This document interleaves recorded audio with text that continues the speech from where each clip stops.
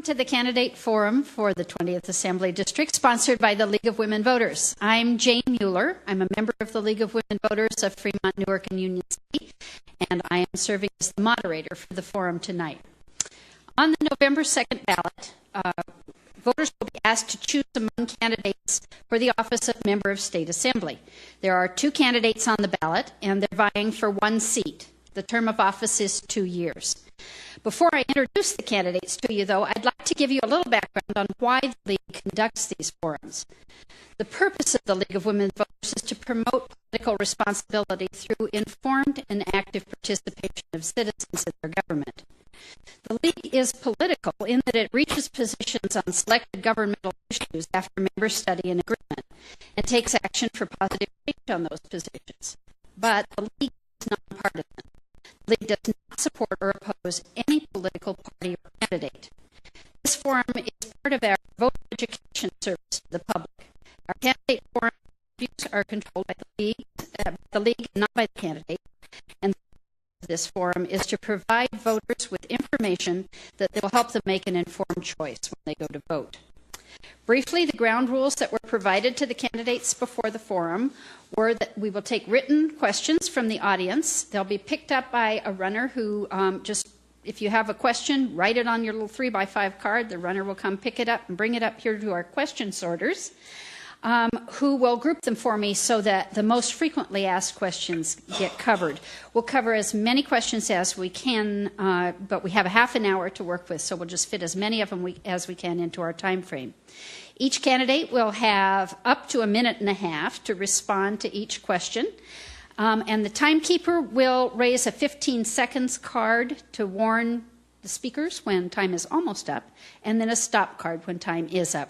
We're going to ask you to not run over the 15 seconds, but if you don't need the whole 15 seconds to answer the question, that's just fine. We can ask more questions. We'll conclude with a 1.5 minute closing statement from each candidate.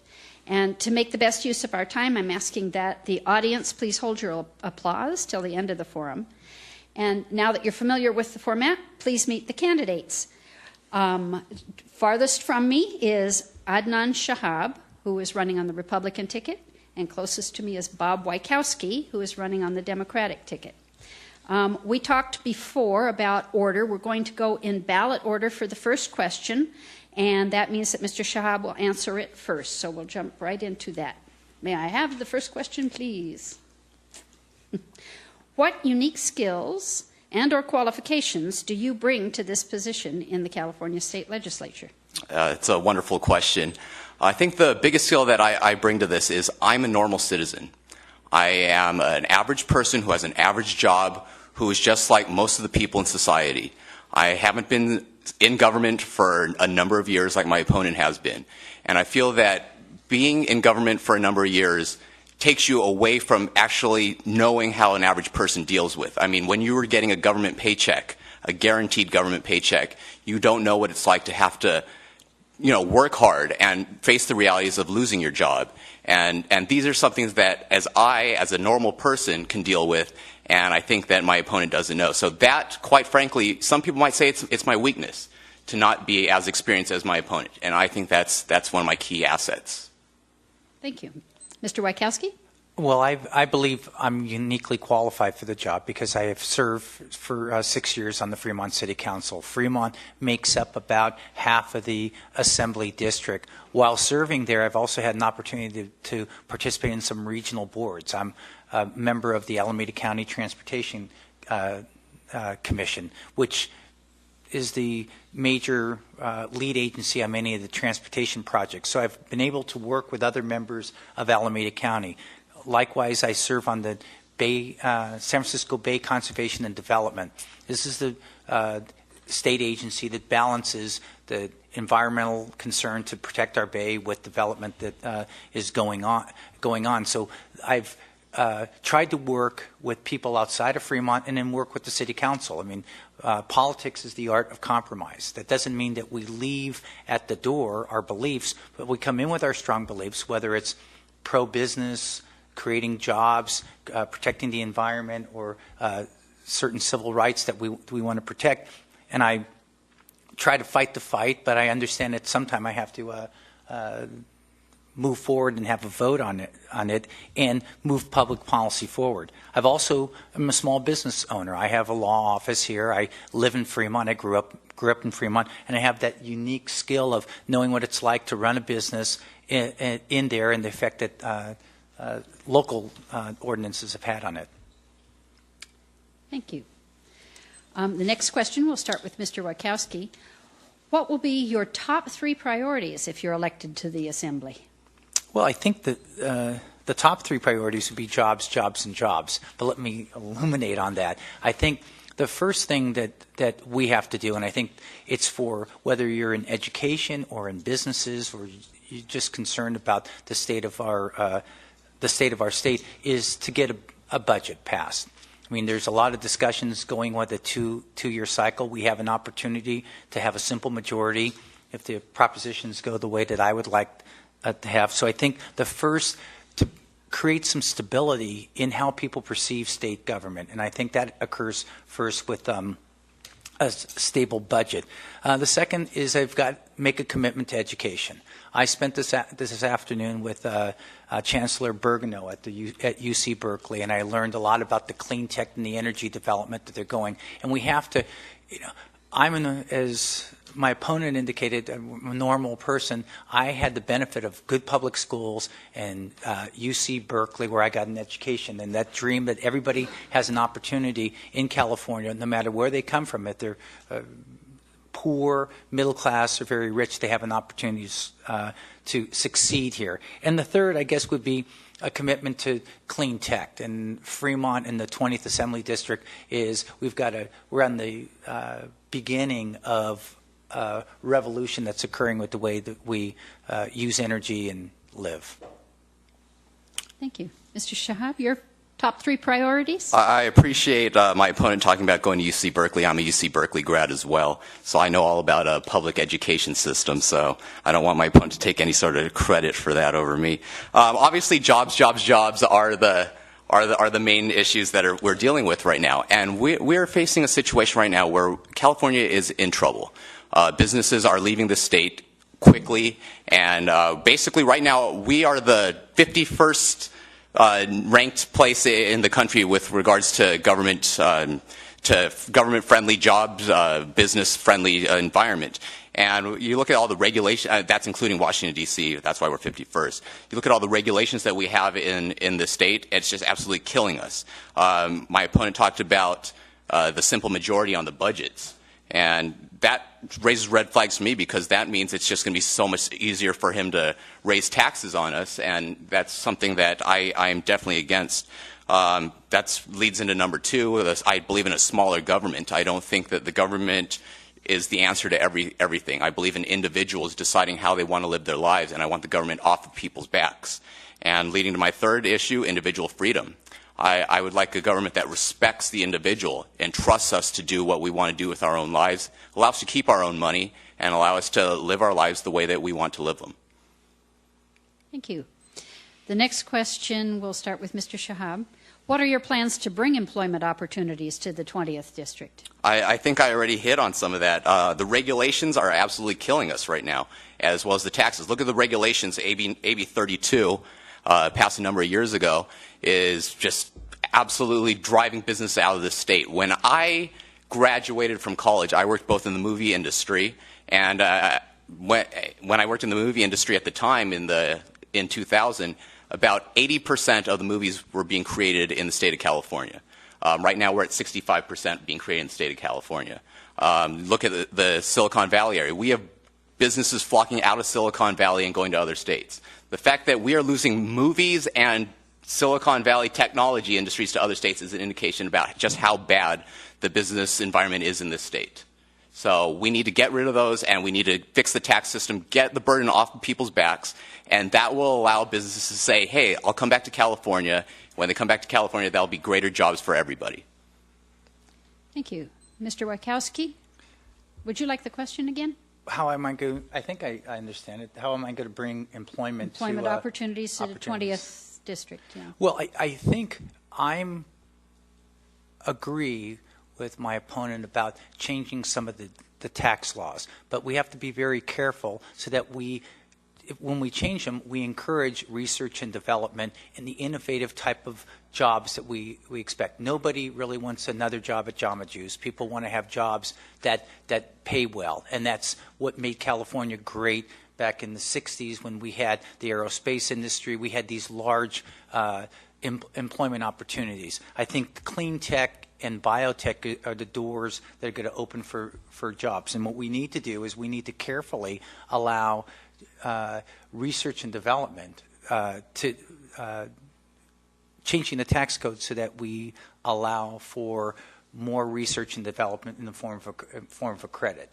I'm actually okay with repatriation. That's a federal issue, but to the extent that the state, people that bring money, that have earned money abroad and want to bring money back into California and pay an income tax because we have a capital gains tax, if we very narrowly tailor that so that people bring it in and they're going to create jobs or create investment in the infrastructure that's going to create jobs.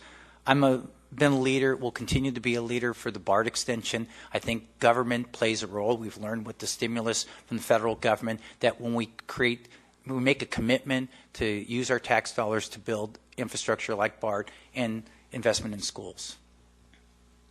Thank you. Mr. Wieckowski will get this one first. What will you do to ensure that future state budgets are passed by the constitutional deadline? Part of it is personality. I think right now Californians look at the legislators that are there, and there's a lot of finger pointing, a lot of argument that goes on, and we all understand that when you need a super majority of 67% to pass a budget, that puts us in a bad situation. I don't think that the people who are serving in the state right now really want to have the state become a laughingstock of so many comedy shows because we can't pass a state budget. So part of my goal is to reach across to find those people that care about future business. I mean, our state became great, or was great, in the 60s because we made that commitment to investment. And I think that part of what we have to do, whether you're Republican or you're Democrat, is that investment in the state, into our infrastructure. I'm going to sit down with my party and caucus with them to see where we have commonality with the other side to set schedules, set a schedule and meet as often as we have to meet the June 30th deadline. I think people have had enough on that level, and I think it's incumbent once we're there to sit down and find a way. Thank you. Mr. Shahab? I like how my opponent tries to pretend that he's going to be different from any of the assembly members that are currently in Sacramento. We know Alberto Taricos, our current assembly member, shares a law practice with him, and they're best buddies. Bob Wieckowski is friends with just about every legislator currently in the Bay Area. So he says that he's going to be different, but I really don't think that that's going to be the case. It's easy to say it, but it's going to be quite a different thing. He talked about sitting down with his party and setting an agenda. Well, this really shouldn't be about a party. It should be about looking at individuals and finding out who exactly is going to work to help the system. I personally, over the last few months, have been up in Sacramento as an outsider without any connections, and I was instrumental in actually stopping a piece of legislation that was going to be passed, AB 1934. I think that's an indication that even as a single person, I have the ability to wag the dog, if you will. Strong personality can change things. And my opponent has already talked about the party, and we need to stop that. That party system is messing up this state. We need to look at individuals and individual ideas. Thank you. Mr. Shahab, this one comes to you first. How big a problem is the question of entitlements to funds and making allocations for various programs, welfare, law enforcement, transportation, etc.? Entitlements are a huge problem. Anytime you take the legislature and you tie one hand behind their back and tell them that they can only do a certain amount of things, you've taken away a huge amount of their ability to fix the system. We elect our leaders into office because we are supposed to trust them to do the best thing for society in general. So entitlements it's a huge problem, and we need to address it. Thank you. Mr. Wieckowski? Repeat the question. How Please. big a problem is the question of entitlements to funds in making allocations for various programs, welfare, law enforcement, transportation, et cetera? Well, how big of a problem? I guess I'm taken back to think of entitlements as a problem, because the reason we develop entitlements is because we have a common good. We've identified something that we believe is in the common good, and we want to put resources in it. We take education. I mean, you can talk, education is probably the largest entitlement that we have in California budget, but I don't think of it as a problem. Law enforcement, and police, and fire. That's an entitlement, and that's a designation, but I don't think of it as a problem. I think the problem occurs is when you don't accept that responsibility that we have as citizens, or we have as legislators, to say, how are we going to fund these? How are we going to meet our responsibility to provide an education to our preschool, our elementary school kids, and our higher education? I mean, that's a commitment that we've made. The price goes up. At home, I don't not eat because I don't like the price of food. I've made a commitment to raise a family and provide shelter, and you pay the price. What we have to do is we have to go back out to the public and at forums like this to remind people that we've made that commitment to future generations, and there are young students that are there. Thank you. Okay, this is the lightning round. We have a question here where the questioner is asking just for your position on various propositions. Oh. So that all I want to know is, do you support or oppose? Just a yes or no kind of thing. Don't give me a number. Give me the actual product. Okay, well, I'll give you yeah, because I can't do that either. Okay, so we'll start with Mr. Wieckowski. Do you support or oppose Proposition 22, which relates to state use of local funds? Oppose it. Oppose it. Mr. Shahab? I oppose it. Okay. And do you support or oppose Proposition 23, which suspends clean energy and air pollution standards? Oppose it. I support that. Okay. Do you support or oppose Proposition 24, which repeals the corporate tax break? Do I appeal? I mean, it's the wording of that. It's the wording of the. It's the teachers. The teachers CTA's ballot amendment. I think I've got it. It's the double negatives that are throwing us right. Okay. I think. I don't think I do have the proposition right here in front of me, unfortunately. If this is, I believe I'm going to say I oppose it because of this is $2 billion is going to bring into the Treasury by reducing or eliminating the reduction of losses. I think that's it. Can somebody else in the league help me out here? I forget the numbers too. Well, I'm just going to say I oppose repealing the tax credit. Okay. Okay, and Proposition 25, a simple majority vote for passing the state budget. I support that. You support it? Absolutely not. It will lead to higher taxes. Okay. Well, this one, let's see, we'll go to Mr. Shahab first. Which three issues interest you the most? Wow. And that's a very wide-ranging question. Number one, we need to get government to start trusting people. We see so many situations going on right now where they're trying to implement rules on what we can eat, what we can put in our bodies, where we can go, whether we can have styrofoam containers. Mr. Wieckowski did legislation like that. And this basically tells us that the government doesn't trust our ability as rational thinking people to make decisions for ourselves. So that's number one. Number two, taxation. We need the government to stop reaching into people's pockets and taking our money away from us. If I were to go into your house or go to your bank account and steal money and take it away and give it to someone else, that would be a crime, and that is what our government is doing. So I'm going to just stay at those two because those are the two that just jump out at me automatically.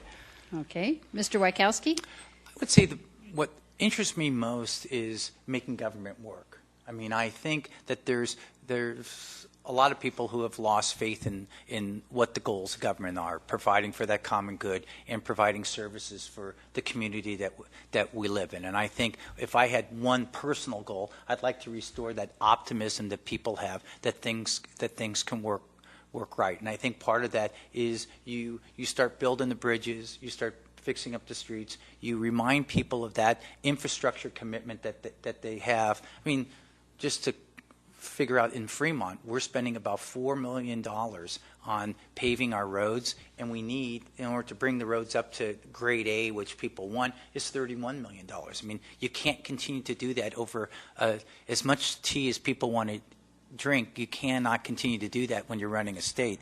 I actually probably would like to have an honest discussion about taxes and about what, you know, people forget when they look at Prop 13 that not only did it limit the amount that taxes could increase, but it dropped the rate on property taxes 57%. I mean, people always forget that. They say, well, it limited it, but that had a painful effect on our schools, which are funded that way. And I guess the third thing is I want to restore the goldenness to our education system where we were a model. And that's going to take more revenues, and it's going to be a place where every kid, every small child that's at school has a chance to succeed.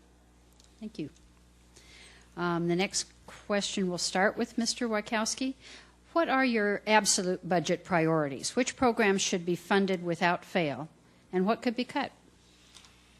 Oh, I think on the cut, there's been so many cuts. That's all we've been doing for the last 10 years is to cut. So I'm not a guy that's looking to cut any government programs. I think I met with the chancellor, as I said today, and I found out that $800 million has been cut from the university education system. And, you know, some of that is raising fees. And the idea was the UC system was set up so everybody has an opportunity to go to school. And some folks can't afford $10,300. At least middle class folks have problems doing that. So I think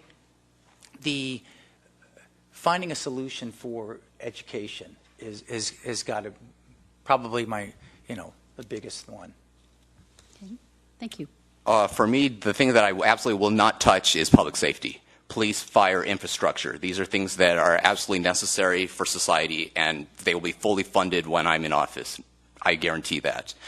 Things that I would cut, as I don't know what sort of fantasy world my opponent lives in. We are facing a difficult budget situation right now. Cuts are necessary. If you're telling me that you can go to Sacramento and you think that you can pass a budget or without making any cuts, I would like to live in that fantasy world. Obviously, some things that need to be cut are going to be difficult cuts for people. Nobody wants to make cuts. In-home sports services. I was looking at the numbers. 60% of people that are paid under in-home sports services are taking care of a family member. I was raised in a way where you actually take it upon yourself to take care of a family member. You don't ask the government to give you money to take care of your family member. Just today we found out $69 million of welfare money was spent in casinos and people taking vacations. So we need to fix the system on how welfare payments are distributed and make sure that money is only going to people that absolutely need it. Thank you. I see by the clock on the wall that this is going to have to be our last question, and I can tell you both that we've gotten a lot of questions about education. Apparently, at least in this audience, education is a very important issue. So I'm just going to choose one of the education questions, and we'll start, it must be with Mr. Shahab. What can the Assembly do to equalize funding for school districts? I'm going to answer a different question than the one you asked me. I'm going to just talk about education in general because you said you had a bunch of them. I'm a product of the public school systems. I went to school. When I was in elementary school here in Fremont, we had 32 kids in our classrooms. When I was in high school, as some people in this room know, we had portables, and sometimes our air conditioning didn't work, and sometimes the heat didn't work. And yet some students found a way to learn, and some students, no matter how much money was thrown into the system, wouldn't have learned. For me, education comes down to personal responsibility, initiative, wanting to learn. On top of that, you need a family that will be there to support the student. And on top of that, you need teachers that are actually doing a good job teaching. When I was in high school, we had some excellent teachers. We also had some quite lousy teachers. And the excellent teachers weren't necessarily getting paid more than the lousy teachers. So we need to implement a system that will allow us to get the good teachers to stay, attract more good teachers, and get rid of the bad teachers. Other than that, once the public becomes confident in the way that the public school system is working, they will be more confident in giving more money to the system. And again, going back to the jobs and economic development, a smoothly running economy is going to lead to greater tax revenue for everyone. Greater tax revenue means more money for the schools. Thank you. Mr. Wieckowski, would you like to be reminded what the question was? I think the question was, what can the Assembly do to equalize the funding? And That's I think that it takes a certain amount of braveness. You have to be brave to go up to the Assembly, and you also have to be able to challenge some of your friends. I mean, the reality is that some school districts, like Los Angeles or Pleasanton, get more money than other school districts. And you have to be able to say, and the people who get more money want to keep the more money. They don't want to share the money with other folks. So I think intellectually you have to go up there and you say, we have to restructure. Now, coincidentally, this is what I do for a living. I'm a bankruptcy attorney, so I'm always challenged with everybody that comes in my door, which we can't do business the way that you were because it wasn't working. So I think from an equity point of view, you have to go in and really go to some of the districts that receive more money and say, let's transfer some of that money around. That's a big question. That's one of the big questions. The other is to return control back to the local governments. And I think right now the system's set up where the only way that localities really make money is sales tax. So everybody, you know, if I were the CEO and ran it like a CEO, I would just have nothing but Home Depots and Bed Bath & Beyonds and auto malls because I could collect sales tax. And there was a time when we would allow each city to raise their taxes for property taxes because they didn't want industry there. They just wanted to have the property owners pay for the schools. And we had more diversity from returning that to local control. Thank you. And now we come to the closing statement portion of the program, and we'll start with Mr. Wieckowski. Well, thank you, League of Women Voters from Fremont, Newark, and Union City to hosting this event. It's been my pleasure to come here and have an opportunity to talk seriously about the issues and see the differences that we have. This campaign is about the economy. This is on everybody's mind, and hopefully some of the incremental steps that I've made while on the City Council, I've displayed that I have the tools to use those skills at the state level. I'm quite proud of the work that I've done when I was sitting on the former Congestion Management Agency, now the Alameda County Transportation Agency, in forging a way that we got full funding on the BART extension. I'm delighted that that triggered Santa Clara County deciding that they were going to increase sales tax on themselves, local folks deciding that they wanted to pay for improvements to their community. And over the next 6 years, there's an opportunity of 4 BART stations being built in the 20th Assembly District. And this creates jobs. It changes the built environment. Right now, I left another city hearing that they're having on what's going to happen at the Warm Springs BART station. But that spurs economic activity. The place is filled with property owners and investors that are interested in what's going to go on. And again, doing that by remaining true to commitment to education and also providing some innovative chances for clean tech and biotech firms to make the 20th Assembly District their home. Thank you. Mr. Shahab? I would like to thank the League of Women Voters for throwing this debate today, especially since you got Bob Wieckowski to actually sit in the same room as me. I've been begging for Bob Wieckowski to debate me for months, and you guys actually managed to do it. But I count about 19 people in this audience right now. We need more people to know about the difference between us. So I challenge Bob Wieckowski right now to 1 debate a week between now and Election Day, and hopefully you will accept that challenge. If not, the differences between us cannot be any clearer. My opponent believes in a larger government. He believes that the government is the answer to the problems in society. And I believe that that's not the way we should be doing things. We should rely on individuals to decide how they want to live their lives. Get the government off of people's backs and allow us to hold on to our money, decide how to spend our money, and decide how we want to live our lives. As long as you are not hurting someone else or infringing upon someone else's rights, give us that freedom. And yet we continue to see from everything that Bob Wieckowski has done on the City Council, he has absolutely no problem with cutting into your individual freedoms, taking more of your money, and redistributing it in a way that he thinks that is the right way to do it. He thinks he's smarter than you as the individual and how to distribute your money. So thank you very much. And Bob, I hope you accept my challenge to one debate a week between now and Election Day.